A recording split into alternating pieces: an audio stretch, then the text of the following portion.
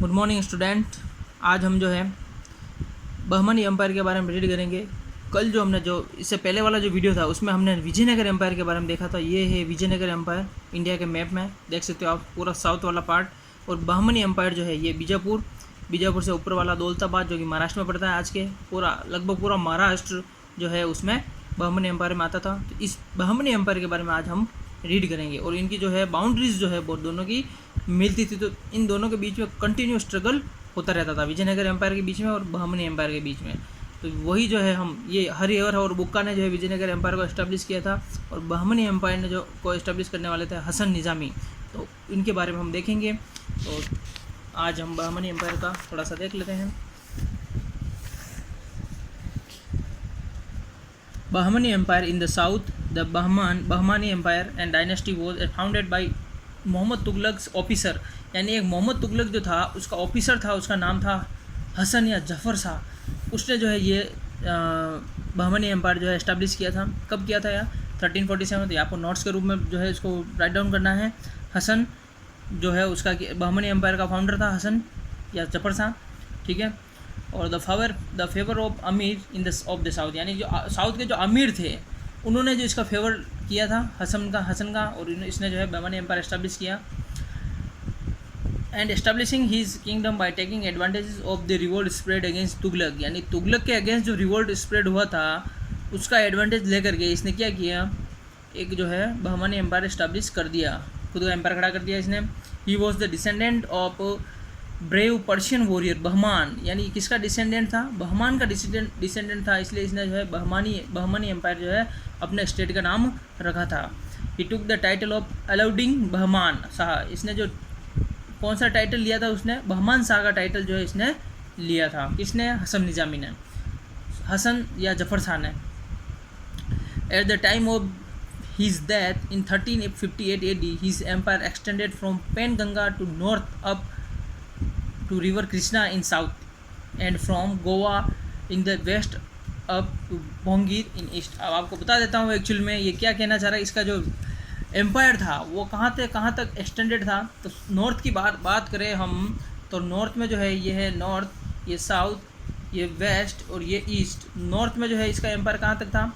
वो था पेन गंगा, यानी कि पेन गंगा जो एक गंगा की जो है ट्रिब्यूटरी है, तो पेन गंगा तक था इसका, ठीक है। और साउथ की बात करें तो कहाँ तक था? ये कृष्णा रिवर, ठीक है, कृष्णा रिवर तक जो है इसका ये दे रखा है यहाँ पर। तो कृष्णा रिवर तक इसका जो क्या था एम्पायर था। और वेस्ट की बात करें तो गोवा से और लेकर के इधर बोंगीर जो जगह थी वहाँ तक जो है इसका रूल था, ठीक है। तो इसका बड़ा ही जो है बड़ा एम्पायर था। इसको हम जो मैप में देख सकते हैं ऐसे, ये रहा, इधर जो है ये गोवा है इधर, ठीक है। तो गोवा से लेकर के इधर आप जो है ये बोंगीर, इधर जो है पेन गंगा ट्रिब्यूटरी है इसकी, गंगा की ट्रिब्यूटरी, यहाँ से इसकी गंगा की ट्रिब्यूटरी आ रही है वहाँ तक। और ये जो है साउथ में भी जो है इसका कृष्णा रिवर तक जो है इसका इस्टेब्लिशमेंट था। द वेस्टर्न फ्रंटियर, यानी कि वेस्टर्न पार्ट में विजयनगर था, हमने बताया अभी बॉर्डर मिलती थी इनकी, ठीक है। तो इनके साथ में जो है क्या होता था, इनका कंटिन्यू स्ट्रगल चल रहा था, कॉन्फ्लिक्ट चल रही थी इनके बीच में, ठीक है। और जो एक दूसरे को जो है विक्ट्री करने की, जीतने के लिए इनके बीच में जो है फाइट चलती रहती थी। और मुदगल एंड रायचूर के जो फोर्ट थे उसका मेन रीज़न ये था, इन दोनों के बीच में पड़ते थे मुदगल और रायचूर। तो इन दोनों को जीतने के लिए इनके बीच में कंटिन्यू क्या होते रहते थे, स्ट्रगल होते थे। ये एक रीज़न था इनके बीच में स्ट्रगल होने का।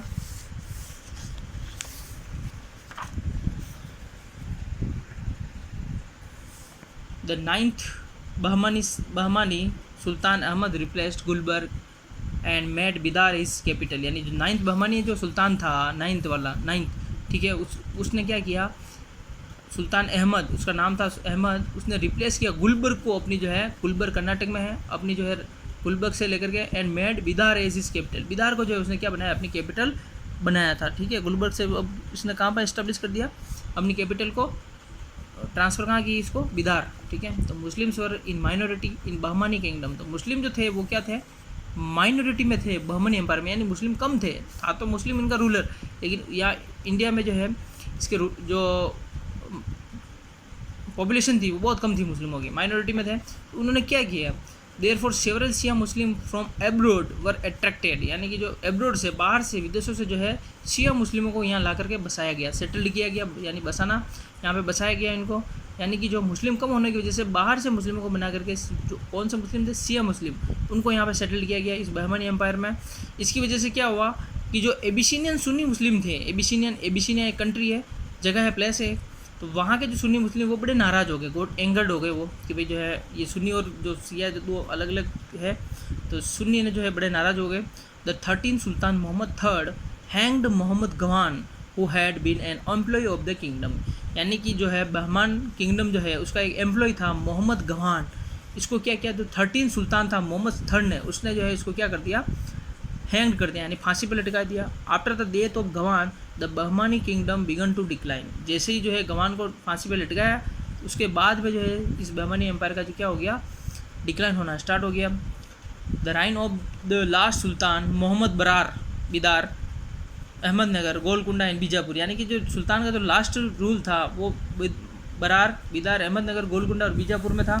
ठीक है, ये 5 जो है इन्होंने क्या किया, ये 5 इंडिपेंडेंट स्टेट बन गए। क्या बन गए, इंडिपेंडेंट स्टेट। कौन कौन से 5, बरार, बिदार, अहमदनगर, गोलकुंडा और बीजापुर। ठीक है, इन्होंने अपने आप को इंडिपेंडेंट अनाउंस कर दिया, इस बहमनी एम्पायर से अलग हो गई है।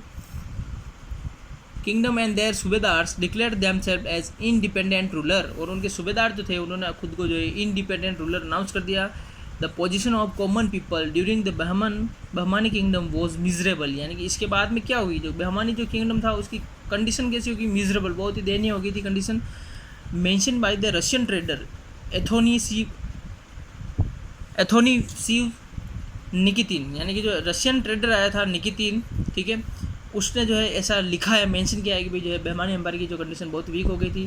वो travel through the Bahmani kingdom for 4 years, यानी जो निकितिन आया था, रशियन ट्रैवलर था, वो 4 years तक जो है इस बहमानी एम्पायर में घूमा था। 1470 से लेकर के 74 तक जो है ये रहा था यहाँ पर बहमान में। तो अब हम बात करेंगे, बहमानी एम्पायर यहाँ पर फिनिश होता है, और अब हम बात करेंगे गुरु गोविंद सिंह की और गुरु नानक देव है, उनके बारे में बात करेंगे।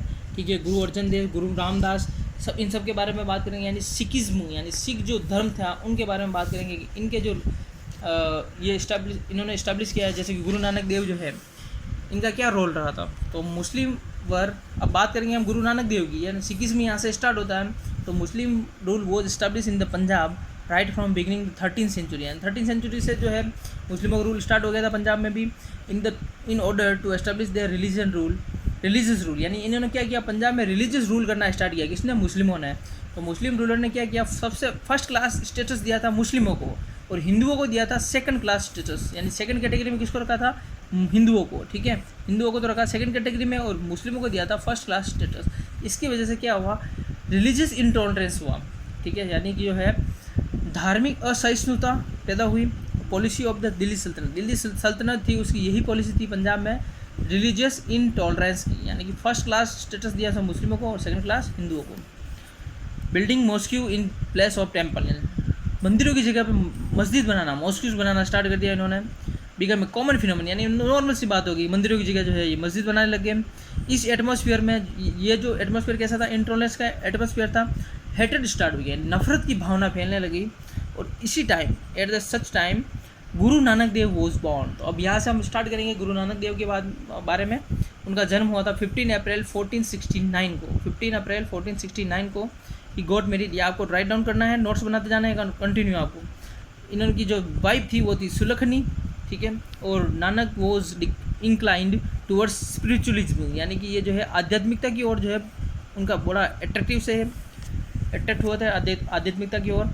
Nanak travelled across entire India, यानी पूरे भारत में नानक ने जो है, गुरु नानक देव ने जो है घूम करके जो है अपने प्रीचिंग्स, यानी कि जो है उपदेश दिए पूरे इंडिया में। और उन्होंने स्लोगन दिया था, स्लोगन मोस्ट इंपॉर्टेंट है, ये आपको राइट डाउन करना है, all humans are same cast.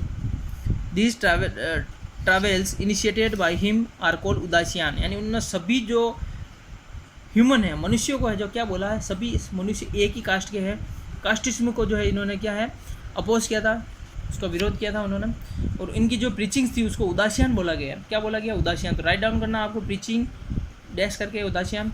Teachings of Guru Nanak Dev included, अब गुरु नानक देव की टीचिंग्स में क्या क्या इंक्लूड थी? फेथ इन वन गॉड, एक ही भगवान में विश्वास करना, importance and worship of name, भगवान एक ही है, उनकी नाम की पूजा करें, ठीक है। ग्रेटनेस ऑफ गॉड, भगवान की महानता है, यानी भगवान महान है, ये बातें उन्होंने बोली थी कि वन गॉड, ठीक है, worship of his name and greatness of God. He emphasised on performing pure action and performed the work of social reform, यानी कि उन्होंने सोशल रिफॉर्म करने के लिए कहा था। By opposing caste and colour discrimination, यानी इन्होंने जो है कास्ट और कलर डिस्क्रिमिनेशन को क्या किया? अपोज किया, यानी इसका विरोध किया था। कास्ट और कलर डिस्क्रिमिनेशन का इन्होंने विरोध किया, किसने? गुरु नानक ने। He said caste does not matter, इन्होंने ये कहा कि कास्ट जो है वो मैटर नहीं करती है। What matters are actions of an individual, यानी मैटर करता है प्रत्येक का काम करना, कार्य जो है प्रत्येक का वो जो है मैटर करता है, न कि cast.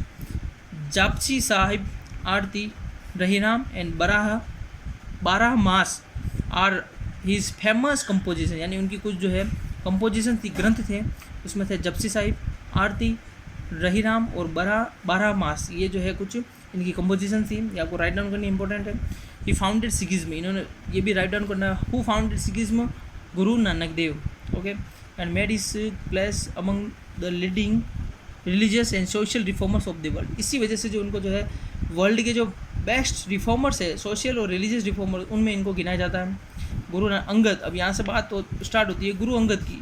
Who was the disciple of Guru Nanak, यानी गुरु नानक की ये शिष्य थे, डिसिपल होना यानी शिष्य। Performing the explaining Guru नानक्स teaching, यानी इन्होंने क्या किया? जो गुरु नानक की जो टीचिंग थी उसको जो है एक्सप्लेन किया, उसका ही प्रचार किया था। To the common man, common जो इंसान थे उनमें प्रचार किया ये सब सारा। किसने? गुरु अंगद ने। आप गुरु अंगद के बारे में पढ़ रहे हैं। गुरु नानक के जो है वो क्या थे? शिष्य थे, ठीक है। इन्होंने जो है इनकी जो टीचिंग थी उसको जो गुरुमुखी स्क्रिप्ट में लिखना स्टार्ट किया। He developed the Gurmukhi script. Who developed the Gurmukhi script? Guru Angad, ठीक है। And compose the Vani of Guru Nanak in the form of Gurbani, यानी जो गुरु जो प्रवचन देते थे उनकी जो वाणी थी उसको गुरु नानक की जो वाणी को जो है इन्होंने किसमें कंपोज किया? गुरुवाणी में, ठीक है। तो ये आपको सब राइट डाउन करना अंगद के बारे में। गुरुमुखी स्क्रिप्ट किसने स्टार्ट किया था, डेवलप की? गुरु अंगद ने। जो गुरु नानक की जो वाणी थी उसको किसमें कंपोज किया? गुरुवाणी में, ठीक है। He performed many other important work such as establish of Majhiyan, यानी उन्होंने बहुत सारे ऐसे रिफॉर्म्स किए, उसमें से एक सबसे इंपॉर्टेंट है माझियान। क्या है माझियान? देख लेते हैं। विच वर सेंटर्स ऑफ सत्संग प्रीचिंग, यानी सत्संग प्रचार जो होता था, सत्संग किए जाते थे इस माझियान के थ्रू, ठीक है। लंगर सिस्टम इन्होंने स्टार्ट किया था गुरु अंगद ने। कंपाइलेशन ऑफ गुरु ग्रंथ साहिब, गुरु ग्रंथ साहिब को लिखने का काम जो है, कंपाइल करने का काम जो है इन्होंने किया था, ठीक है, गुरु अंगद ने। गुरु अंगद डाइड इन 1552, तो मोस्ट इंपॉर्टेंट है गुरु अंगद, इन्होंने बहुत ही जो है इंपॉर्टेंट काम किए हैं, ठीक है। गुरुमुखी स्क्रिप्ट फर्स्ट गुरुवाणी, ठीक है, मानजान चलाया उन्होंने, लंगर सिस्टम चलाया और गुरु ग्रंथ साहिब जो है उसका कंपाइलेशन किया इन्होंने। गुरु अंगद डाइड इन 1552 में, ये भी आपको राइट डाउन करना है। बैंक ऑफ रिवर व्यास, व्यास के किनारे जो इनकी डेथ हुई थी। और डिसिपल नेम अमरदास। अब नेक्स्ट आते हैं वो है इनके शिष्य थे वो थे अमरदास। सबसे फर्स्ट आते गुरु नानक देव, उसके बाद अंगद, अंगद के बाद उनके शिष्य थे वो कौन थे? अमरदास, ठीक है। ये न्यू गुरु बने थे। अंगद के बाद में अमरदास बने थे और इन्होंने जो है यही लंगर सिस्टम को इम्प्लीमेंट किया, मांझी सिस्टम को भी चलाया इन्होंने, ठीक है। और डिक्लेयर्ड बैसाखी जो डिक्लेयर करने वाले वो कौन थे? वो थे गुरु रामदास, ठीक है। तो इन्होंने बैसाखी को जो है एक फेस्टिवल रूप में मनाना स्टार्ट किया। एंड अपोज सती सिस्टम, ये भी एक बहुत ही मोस्ट इंपॉर्टेंट है थिंक है कि गुरु अमरदास ने जो है सती सिस्टम को अपोज किया था। Emperor Akbar also come to visit him at a place named Goindwal में जो अकबर खुद इनसे मिलने के लिए आया था। किससे मिलने के लिए? अमरदास से। कौन आया था? अकबर, ठीक है, गोइंदवाल में। This place is regarded as pilgrimage due to Guru Amar Das.